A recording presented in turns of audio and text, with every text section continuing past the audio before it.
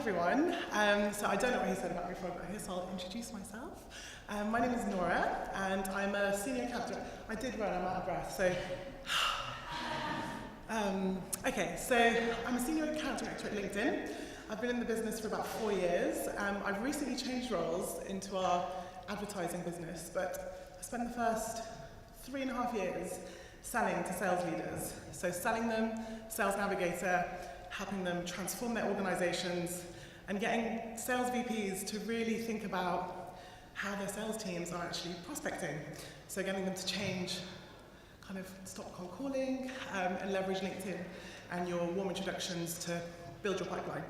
So today, I'm going to talk to you about 4 different aspects of how you can use LinkedIn to take hopefully some tactical tips that you can use every day in your roles. I'd love to see a show of hands already how many of you are on LinkedIn and using LinkedIn to build your pipeline. Everyone, great. Okay, so the first thing really is the profile. I know this might sound basic, but it really is the bedrock of everything you do on LinkedIn. So if the profile isn't optimized and doesn't speak to your clients or prospects, it's okay. Everything else you do on LinkedIn is not going to be successful. So a photo goes without saying. You don't need a professional photographer, just a white background, some good lighting and an iPhone, and you're good to go. But then the next bit is really like, how can you very quickly tell your customer or your prospect what value you deliver to them? So my job title is an account director. Anyone outside of LinkedIn probably means nothing to them. So on the end of my job title, I tag what I do. So for me, it's helping tech marketers find decision makers on LinkedIn. So that's the first thing you've got to do. Because if you send them an email or you send them an email, they're probably going to look you up on LinkedIn. So if they find out very quickly what value you deliver to them, they're more likely to keep scrolling and keep reading what you do. Ollie touched upon the fact that we know that buyers can find all the information on your products and services, on you, online. So give it to them, and give it to them in your profile first. So in your summary, talk a bit about what you do, your professional journey, and then talk about what you do today. So again, reinforce the value that you can deliver to them. And then if you're a salesperson, you want to make it very easy for them to contact you. So add your email or your phone number or whatever you're comfortable sharing. The last bit I'd add on profile is gone are the days that should be written for recruiters. So I'm sure there's a lot of superstar salespeople here who've had some great accomplishments. Don't put them first. The CIO or CMO is not going to be impressed with that, but obviously that is important. So we have got a section at the bottom of your profile where you can put honours and awards and go hell for leather there. I've done it, you can check it out if you want. So that's profile, but then the second bit is once that's all set, you can start looking for people. So we've got, I think, 610 million members and counting on LinkedIn. Not only that is the membership growing, but members on LinkedIn are more engaged than they've ever been before.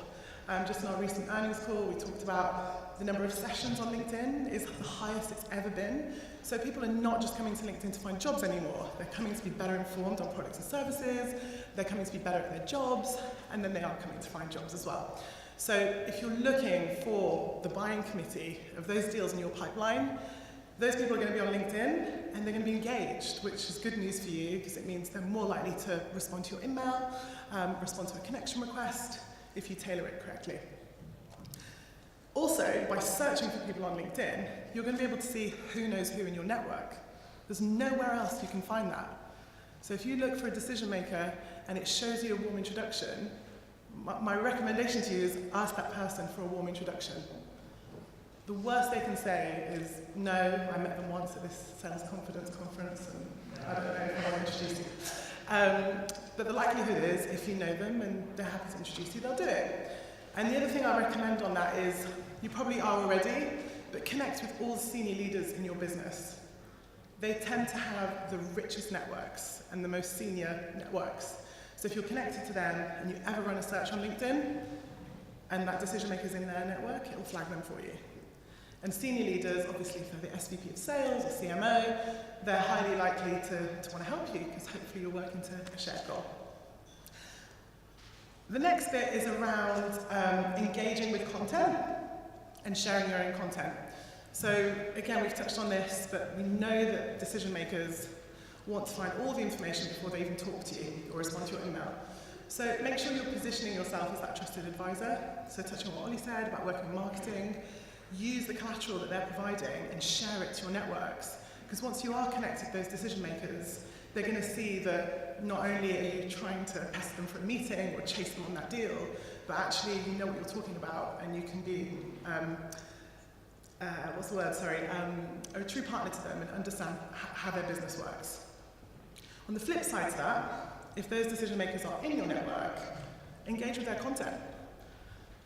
You know, as salespeople, we call our prospects, we email them, we email them.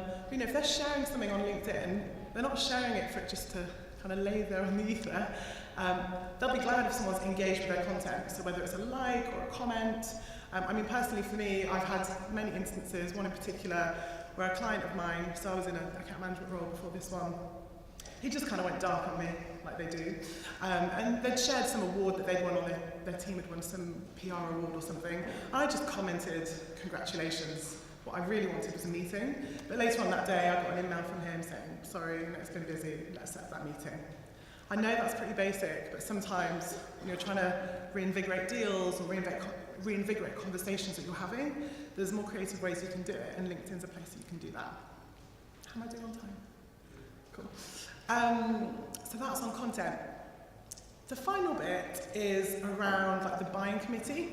So if we think about the number of people involved in any B2B buying decision, we know that senior leaders or general business decision makers do not make decisions on their own. I can't remember the last time in the last like 5 or 6 years, for 13 years I've been working in sales, that I had a buyer make a decision on their own. And we know today that it's more complex and more evolving than it's ever been. And so LinkedIn is a great place for you to identify who else your decision maker might be working with. Obviously tools like Sales Navigator can help you identify that through the algorithms and the features there. But just by looking on LinkedIn for your prospects, connecting with them, seeing who's in their network, it's going to give you a lot of intelligence on who else they're working with and who else you might want to connect with and build a relationship with. You know, it's not always just a C-level executive. You know, you've got the influencers, your champions, but you've also got your blockers, and they're the people that are probably hardest to find sometimes and the hardest to convince. So, I think that's everything. But yeah, just to summarize, get your profile right, look at other people in your business. Often your leaders in your business might have had some help with their profile, so you can look at that. You can look at some of the LinkedIn profile, people that work at LinkedIn. We tend to have some best practice there. And leverage your networks for warm introductions. That's the final bit I'll leave you with. Thank you.